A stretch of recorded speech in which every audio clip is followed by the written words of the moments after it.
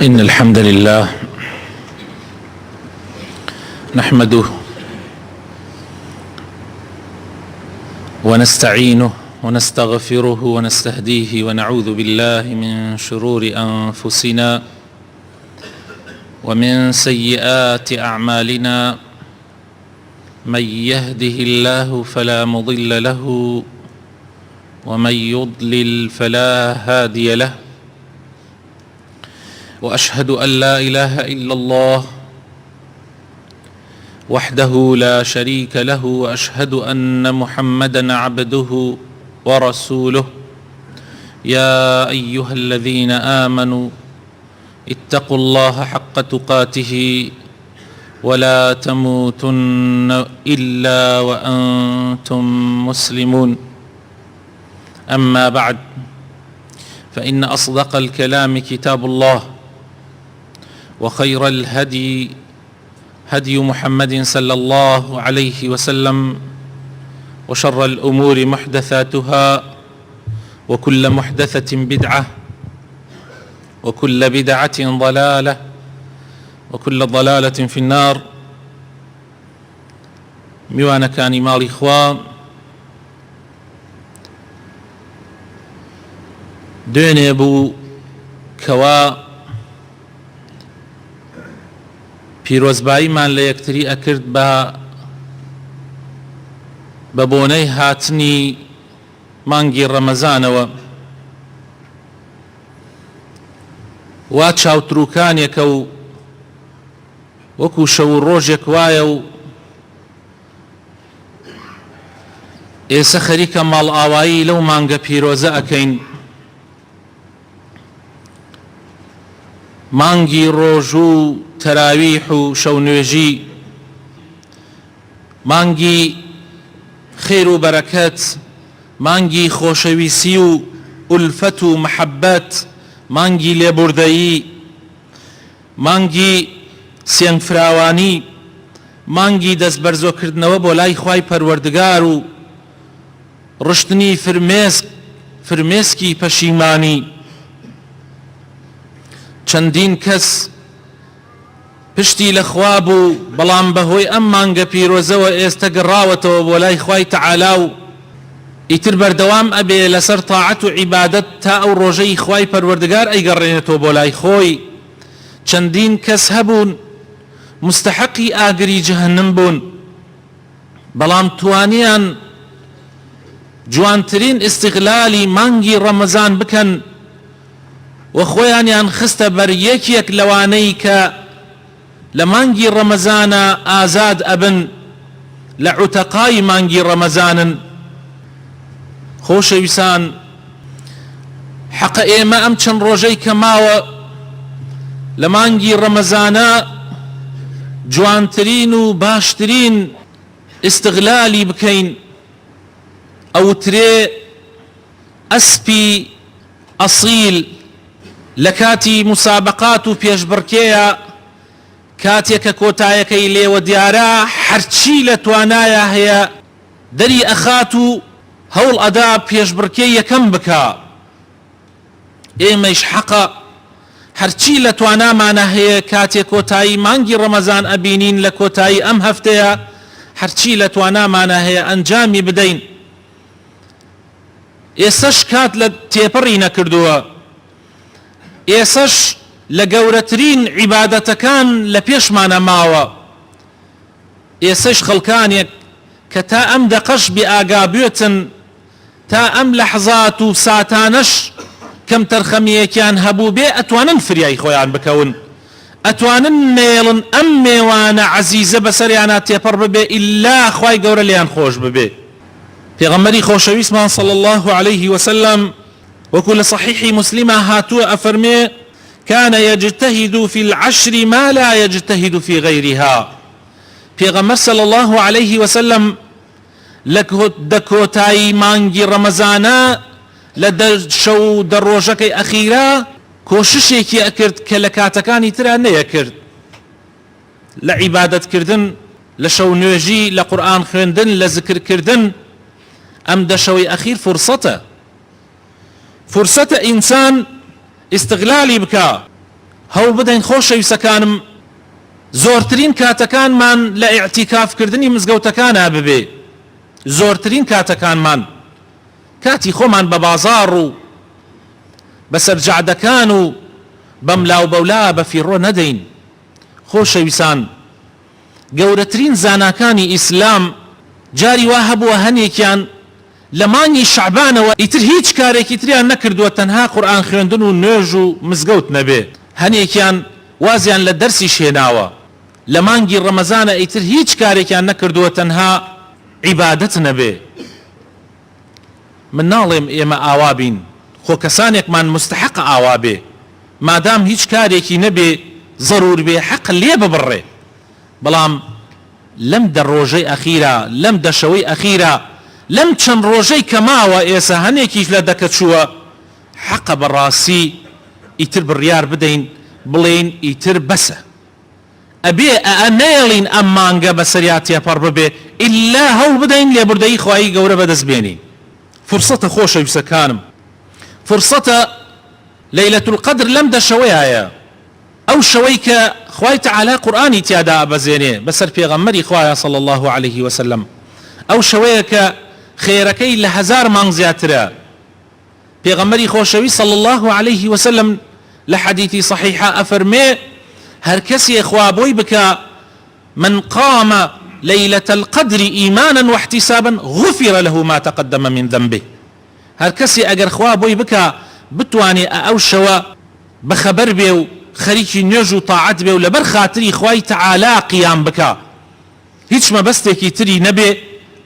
من قام ليلة القدر إيمانا واحتسابا، يعني باوری پێی هەبێ و تەنها مەبەستیشی خوا بێ، نیەتی بەس خوا بێ، خوای گەورە لە هەموو گوناحەکانی خۆشە بێ. فرسەتە خۆشەویستەکانم، حەق ئەوانەی کەوا ساڵانی پێشوو لە دەستیان دەرچووە حەسرەت بخۆن بۆ ئەوەی لە دەستیان دەرچووە و بڕیار بدەن ئەم ساڵ لە دەستیان دەرنەچێ. جێ ئەسەفە کەسانێک ساڵ بە ساڵ لەیلەت القەدر بەسەریا تێ ئەپڕێ و ئەوان بێ ئاگان، ئەو خێرە عەزیم و گەورەیە لە دەستیان دەرەچێ. حەق دەشەوانی ئەخیر فێرمان بکە کە ئیتر بەسە دووبەرەکی، بەسە کێشماندا کێش، بەسە تەفریقە و دووبەرەکی. خۆشەویستەکانم، پێغەمبەری خۆشەوی صلی الله عليه وسلم عوبادەی کوڕی صامت بۆمانەگێڕێتەوە لە صحیحی بوخاریایە ئەفەرمێ دەرچوو لە شەوێک لە شەوەکانە، یعنی لە سەرەتای دەشەوەکەوە، پێغەمبەر صلی الله عليه وسلم لە ماڵ دەرچوو خەرەجە النبی صلی الله عليه وسلم ليخبرنا ليلة القدر، بۆ ئەوەی پێمان بڵێ کە چی شەوێک لەیلەت القەدرە. فتلاحى أي تخاصم وتنازع رجلان من المسلمين، دوو کەس لە مسلمانان ئەلەو شەوە یان لەو کاتێک کە پێغەمبەر دەرچوو دەستیان کردە دەمەقاڵە و چوونە گژیەکە. پێغەمبەری خۆشەوی صلی الله عليه وسلم هات فەرمووی خەرەجت لأخبركم بليلة القدر، من دەرچووم تا پێتان بڵێم کەی لەیلەت القەدرە. فتلاحى فلان وفلان فرفعت، فلانە کەس و فلانە کەس بوو بە دەمەقاڵەیان خوای تەعالا هەڵی گرت، خوای تەعالا هەڵی گرت، یعنی لە بیری پێغەمبەری بردەوە و لەیلەت القەدر بوو بە ئەم دەشەوە، گوم بوو لە ناوی ئەم دەشەوەیە. جا ئینشاء الله خێری تایە، بەڵام هۆکارێک لە هۆکارەکانی ئەوەی کە خوا هەڵی گرت ئەوە بوو کە فلان چووە گژی فلانە. خۆشەویستەکانم، تەفریقە و دووبەرەکی بەرەکەت نایەلێت. خۆشەویستەکانم، خوای تەعالا لە قورئانە ئەفەرمێ ولا تەنازعوا فتفشلوا، ئەفەرمێ مەچنە گژ یەکتریا و دووبەرەکی مەکەن، واللهی فەشل تێرن وتذهب ڕیحکم، و چەندێ هێستان هەبێ هێستان لە بەرامبەری دوژمن نامێنێ، بۆنتان نامێنێ. ئەو ڕیحکم لێرە بە معنای قووەتکم، یعنی هێستان نامێنێ. خۆشەویستەکانم، بەسێتی عسى ولعل مەسئولێک لە مەسئولەکانیش گویان لەم وتارەی من هەبێ، بەسێتی دووبەرەکی، بەسێتی فەوتاندنی ملت لەبەر خاتری گیرفانی خۆتان، بەسێتی ئەم هەموو عیبادەتە، ئەم هەموو مناسبە و بۆنەیانەی کە خوای تەعالا دایناوە بۆ ئەوەی مسلمانان یەک بگرن، بۆ ئەوەی مسلمانان لەبەر مەسلحەتی خۆیان مەسلحەتی گشتی نەفەوتێنن، دەی ئیستغلالی بکەن سوودی لێوەربگرن هیچ دینێک نییە لە دنیاە ئەوەنەی دینی ئیسلام مناسباتی تیا بێ بۆ ئاشتەوایی بۆ خۆشەویستی بۆ برایەتی بۆ یەکگرتنی مسلمانان دەی ئیستغلالی بکەن سوودی لێوەربگرن بۆ ئەوەی برایەتی لە ناو خەڵکا پتەوتر بێ خۆشەویستی و ئولفەت و مەحەبەت زیاتر بێ بەسێتی ئێمە هەر یەکێ بۆ لای خۆی ڕایەکێشێ ئەم بۆ خۆی و ئەو بۆ خۆی لەو بەینەیە تەنها ملت خەسارەکە ئەمە بە معنایەکی گشتی بۆ دەسڵاتداران و حزبە سیاسیەکان بۆ خۆشمان لە ناو یەکتریە حەق براینە بەس بێ دووبەرەکی و بەس بێ ئەم بۆ خۆی و ئەو بۆ خۆی واللهی براینە هێز لە یەکگرتنایە واللهی براینە ئێمە زۆر پێویستمان بە یەکە واللهی براینە برا پێویستی زۆر بە برایە خوشک زۆر پێویستی بە برایە و برایش زۆر پێویستی بە خوشکە باوک زۆر پێویستی بە کوڕە و ئەولادەکانیش زۆر پێویستیان بە چەتری سەریانە کە باوک و دایکیانە بەسێتی خۆشەویستان بەسێتی ئەمجا خۆشەویستەکانم هەوڵی ئەوە بدەین کە خوا لێمانی قبول بکە ئەم مانگە کە ئەگرین مهمترین شتەکانی ئەوەیە ئایا خوا لێمانی قبولەکە یان نا ئیبراهیم و ئیسماعیل خەریکی بینای کەعبەن بە ئەمری خوا ماڵ بۆ خوا دروست ئەکەن کە خەڵق تایە عیبادەتی خوا بکە بە ئەمری خوا خۆی بە وحی خوا خۆی خۆشیان پێغەمبەرن لە ئاخیرە کە تەواویەکەن داوا لە خوا ئەکەن خوا لێیان قبول بکە چونکە مهمترین چشت ئەوەیە ئایا خوا لێمانی قبولەکە ئەوە زۆر مهمە وا نەزانن هەر کەسێ نوێژی کرد لە 100% خوا لێی قبولەکە هەر کەسێ ڕۆژووی گرت خوای گەورە لە 100% لێی قبولەکە هەر کەسێ حەجی کرد خوای گەورە لێی قبولەکە هەها پێغەمبەری خوا صلی الله علیه وسلم ئەفەرمێ کەسانێک هەن حەج ئەکەن بەڵام خوای تەعالا پیان ئەفەرمێ بگەڕێنەوە حەجەکەتان قبول نییە حەجەکەتان قبول نییە خەڵکانێکەن ڕۆژوو ئەگرن ڕەمەزان تەواوەکەن بەس خوای تەعالا پیان ئەفەرمێ ڕۆژۆکەتان قبول نییە خەڵکانێکەن نوێژەکەن بەڵام خوای تەعالا پیان ئەفەرمێ نوێژەکانتان قبول نییە چونکە وەکو ئەوەی کە پێویستە وەکو ئەوە ئەدایان نەکردووە هەنێک بۆ خوا نایکە لەبەر خاتر ئەوە ئەیکا خەڵک پێی بڵێن حاجی خەڵک پێی بڵێن ڕۆژووی ڕەمەزانی گرت خەڵک پێی بڵێن نوێژەکە دەی ئەوە هەر کەسێ بەو نیەتەوە بیکە با سەر بناتەوە بەخوا خوا لێی قبول ناکە والله خوای گەورە لە کەسێ قبولی ناکە پێغەمبەر ئەفەرمێ صلی الله علیه وسلم لە حەدیثی قودسیە خوا فەرموویەتی ئەگەر کارێکتان کرد خاڵیص ئەبێ بۆ خوا بیکەن مەبەستی دنیای تیا نەبێ هەر کەسێ ئەگەر عەمەلێ بکاو یەک تۆزێک شەریک بۆ خوا تایە قرار بدا یعنی یەک تۆزێ بۆ غەیری خوا بیکە خوای تەعالا ئەفەرمێت تەرەکته وەشرکه خۆی و شیرکەکەیشی جێ ئەتێڵم نامەوێ من عملێکم ئەوێ خالیص لەبەر خاتری خوا بێ چاوەڕوانی ئەوە نەبن فلان بڵێ باشی کرد و چاکی کرد و ئەوانە ئەگەر چی ئەگەر تۆ بەتەمای ئەوە نەبی و بەڵام خەڵکیش دوای ئەوە بەباشی باستکە ئەوە پێغەمبەر ئەفەرمێ بشرای عاجلی ئیماندارە یعنی مژدەی وەرگرتنی کارەکانێتی لە لای خوای پەروەردگار ئین شاء الله تعالی جا لەبەر ئەو خۆشەویستەکانم ئەگامان لە خۆمان بێ لە کۆتایی ئەم مانگەیە خوای تەعالا هەندێ عەمەلی تری داناوە بۆ ئەوەی عەمەلە چاکەکانمان زیاتر کەین هەندێک کاری تری داناوە بۆ ئەوەی عەمەلەکانمان زیاتر کەین یەکێک لەوانە سەرفترەیە یەکێک لەو کارانەی کە بۆ ئەوەی عەمەلەکانمانی پێزیاد کەین سەرفترەیە کە خوای تەعالا لەسەر هەموو کەسێک فەرزی کردووە ئەگەر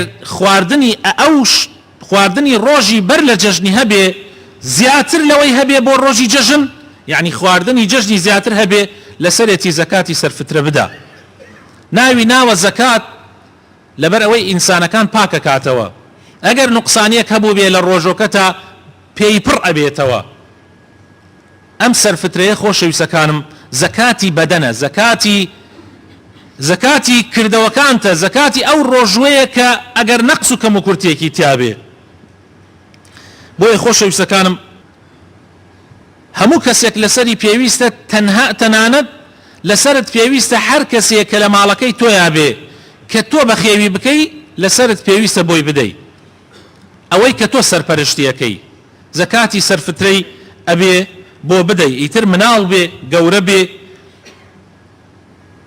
کچ بێ کوڕ بێ ژن بێ پیاو بێ عەبد بێ ئازاد بێ هەر کەسێ تۆ سەرپەرشتیەکەیتوە تۆ مەسروفیەدەی پێویستە لەسەرت زەکاتی سەرفترەشی بۆ بدەی. زانایان لەوەیە ئایا زەکاتەکە سەرفترەکە بە خواردن بدرێ یان وەکو بە پارە بدرێ جیاوازیەک هەیە لە نێوانی زانایانە.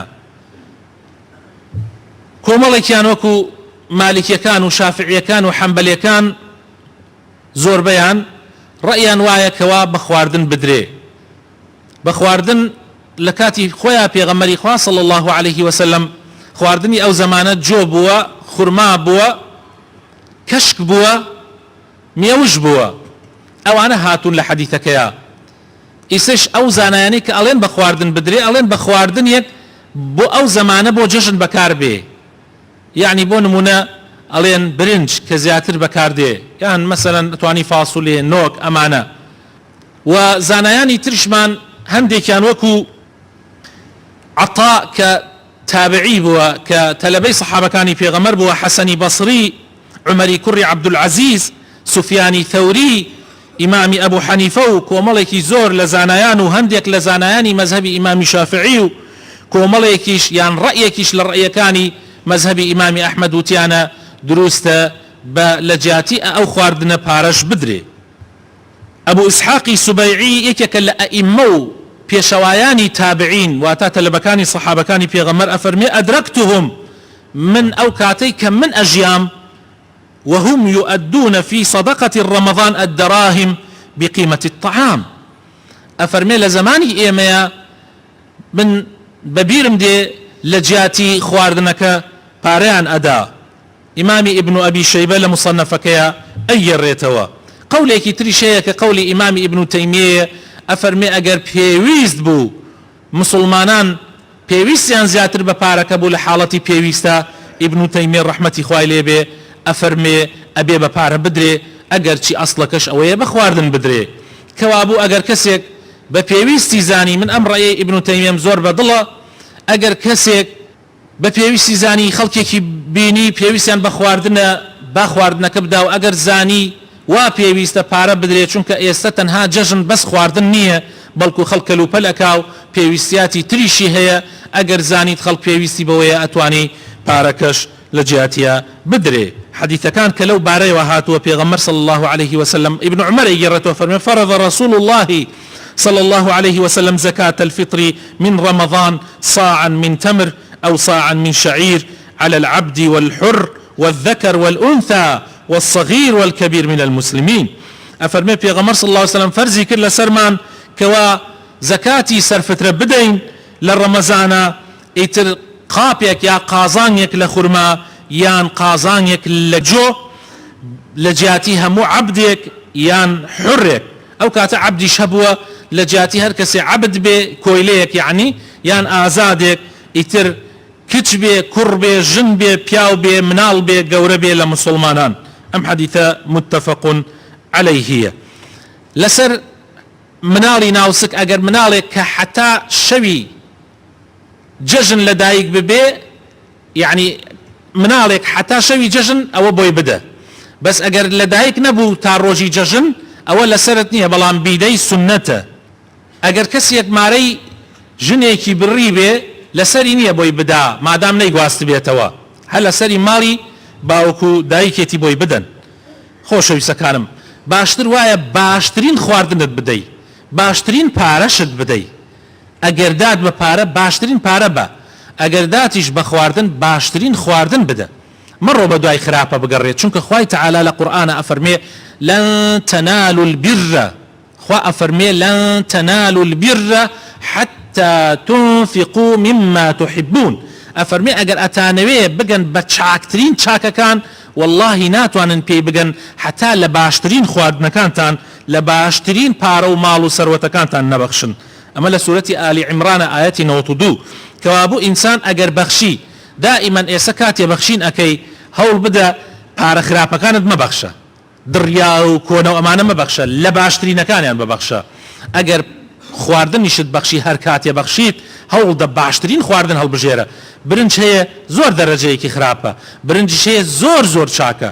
تۆ لە چاکەکەەوە هەتا وەسەتەکە ئەتوانی ببەخشی، بەڵام لە وەسەتەکە بەخوارۆ مەبەخشە. خۆشەویستەکانم، کەی ئەی بەخشی، یعنی کەی ئەم زەکاتی سەرفترێ ئەدرێ، کەی واجب ئەبێ؟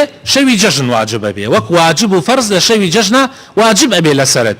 کەی پێشووتر ئەتوانی بیدەی؟ زانایانمان لەمەش جیاوازن. زۆرینەی زانایان ئەڵێن 1 و 2 لەوەیە تقریبا، یعنی 1 و 2 ڕۆژ بەر لە جەژن، 1-2 ڕۆژ بەر لە جەژن. هەتا ئیبن باز ئەفەرمێت 2-3 ڕۆژ، ڕۆژێکی ترشی زیاد کردووە بەر لە جەژن ئەتوانی بیدەی. زانایانی شافعی و ئەبوو ئەحناف، یعنی مذهبی شافعی و مذهبی ئەحناف ئەفەرمن هەر لە ئەوەڵ ڕەمەزان و سەرەتا ڕەمەزانەوە ئەتوانی بیدەی. هەندێکتر لە زانایان وتویانە هەر لە سەرەتای ساڵەوە بەر لە ڕەمەزانیش ئەتوانی بیدەی، یعنی لە مانگی شەوالەوە تۆ ئەتوانی هیچ ڕەمەزانەکەی داهاتوو بدەی. دیارە ئەو ڕەئیە تۆزێک دوورە لە واقعەوە، بەڵام دائما ئینسان تا نزیک جەژن بێ باشترە بۆ ئەوەی ئەو پارەیە بۆ ڕۆژی جەژن و بۆ کاتی جەژن سرف بکرێ. بەڵام هەر کەسێ نەیدا هەتا نوێژی جەژن گوناحبارە، هەر کەسێ نەیدا هەتا نوێژی جەژن گوناحبارە. خۆشەویستەکانم، ئەبێ بیشیدا، ئەبێ بیشیدا، بەڵام گوناحبارە و ئەبێت تەوبە بکە و داوا بکە خوای گەورە لێی خۆش ببێ. ئەگەر ئینسان ویستی بیدا بە کەسێ بەس ئەو کەسە لەو کاتە لەوێ نەبوو، ئەتوانێت ئینسان بیدا بە وەکیلێکی ئەو کەسە. مەسەلەن تو ئەتەوێ بیدەی بە کەسێ ئەو کەسە لە ماڵ نییە، ئێستا ئەتەوێ بیدەی پێی نییە لە ماڵە، تەلەفۆنێکی بۆ بکە بڵێەوە من زەکاتی سەرفترەکە ئەدەمە دەستی فڵانە کەسەوە، یەکێک دیاری کە بابی دەمە دەستێەوە، ئەتوانی بیدەی بە وەکیلەکەی قەینە. ئەگەر کەسێک لەو زەکاتی سەرفترە تا بکرێ لە شارەکەی خۆت دەرینەکەی باشە، مەینێرە بۆ ئەملا و ئەولا، هەوڵ بدە، چونکە هەر کەسێک لە شاری خۆی باشە، لەبەرەوەی فەقیرەکانی شاری خۆت چاویان لە تۆیە. تۆ لە پاڵتا کەسێک هەیە خواردنی جەژنی نییە و کەلوپەلی جەژنی نییە بۆ مناڵەکانی، تو ئەینێری بۆ سەیسایق، ئەینێری بۆ شارە زوور، ئەینێری بۆ سلێمانی، بۆ هەولێر، ئەمە لە ڕاستیە جوان نییە. با حتا ئەو کەسەشە ئەگەر کەسێکی نزیکی خۆت بێ، بەڵام بەو مەرجە ئەو کەسە خەڵک بیناسێ. جاری وا هەیە تۆ فەقیرەکەت خزمەکەت کە لە شوێنەکە کەس نایناسێ و کەس نازانێ فەقیرە، ئەو کاتە شەرع مەجالی داوە کە بیدەی. یەکێکی تر لەو عیبادەتانە خۆشەویستەکانم ئەوەیە لە شەوی جەژنە لە دوای نوێژی مەغریبەوە تەکبیراتی جەژن ئەکرێ، الله ئەکبەرەکانی جەژن، ئەو الله ئەکبەرانەی جەژن کە حتا وەکو ئەو کاتە ئەکرێت کە تۆ ئەڕۆی بۆ نوێژی جەژن و نوێژی جەژن دەستی پێەکە. ئەو تەکبیراتانە هەیە یەکێکە لە گەورەترین عیبادەتەکان. لە دەستی خۆتانی مەدەن، لە مزگەوتە، لە دەرەوەی مزگەوت، لە شوێنەکان. طبعا لە ڕەمەزانە، لە جەژنی ڕەمەزانە لە مەغریبەوە دەستی پێەکە حتا نوێژی جەژن، بەس لە قوربانە 4 ڕۆژ بەردەوامە، 4 ڕۆژ بەردەوامە. بەس باسی نوێژی جەژنی ڕەمەزانەکەین ئێمە. تقریبا چەند سەعاتێکە، ئەو چەند سەعاتە تەکبیرات لە دەستی خۆت دەرمەکە، چونکە یەکێکە لە ئەجرە زۆر زۆر گەورەکان. خوای گەورە ئینشاء الله ڕەمەزان بکاتە نصیبی گشتمان، خوای تعالی لێمانی قبول بکە، خوای تعالی طاعت و عیبادەتەکانی ئەم مانگەی لێمان قبول کردبێ. یا ڕەبی لێت ئەپاڕێنەوە بۆ خاتر ناوە جوانەکانی خۆت، ڕەحممان پێ بکە، ڕەحم بە ماڵ و مناڵمان بکە، ڕەحم بە باوک و دایکمان بکە، ڕەحم بە برا و خوشکانمان بکە، یا ڕەبی ڕەحم بە مردوەکانمان بکە. خوایە دوعاکانی ئێمەیان پێ بگەێنی هەر ئێستا یا رب العالمین. یا ڕەبی شیفای نەخۆشەکانمان بدە یا رب العالمین. یا ڕەبی ئەوەی نەخۆشی هەیە شیفای بدە. یا ڕەبی خوایە بۆ خاتر ناوە جوانەکانی خۆت، بۆ خاتر ئەم ڕۆژە مبارەکە و ئەم مانگەم پیرۆزە یا رب العالمین، خوایە ئیصلاحی حاڵمان بکەی، دووبەرەکی لە نێوانمانە نێڵی، تەفریقە لە نێوانمانە نێڵی. یا ڕەبی دڵمان بکەی بە یەک لە وڵاتە. یا ڕەبی خوایە بۆ خاتر ناوە جوانەکانی خۆت، بۆ خاتر ئیسمی عەظەمی خۆت هەر کەسێ احتیاجیەکی بۆی جێبەجێ بکەی. یا ڕەبی هەر کەسێ نوقسانیەکی بۆی جێبەجێ بکەی، هەر کەسێ قەرزارە بۆی دەفع بکەی، هەر کەسێ نەدارە خوایە پێی بدەی، هەر کەسێ گیراوی هەیە خوایە بۆی دەرباز بکەی. یا ڕەبی خوایە فریامان کەوی یا ئیلاه العالمین. یا ڕەبی لە گرانی و قات و قڕیبمان پارێزی. یا ڕەبی خۆشی و هەرزانی لە وڵاتمانە بەرقەرار بکەی. یا رب العالمین لێت ئەپاڕێنەوە خوایە، نەمان خەیتە ژێر دەستی هیچ زاڵمێ. یا یا ربی خوایە وڵاتمان نەخەیتە ژێر دەستی هیچ زاڵمێ، خوایە هیچ زاڵمێ مسەڵەت نەکەی بەسەر وڵاتمانە، خوایە یا ربی خوایە لێ تەپاڕێن و ڕەحم بە وڵاتانی تری ئیسلامیش بکەی لەژێر ستەم و زوڵم دەریان کەی یا رب العالمین. ئامین ئامین.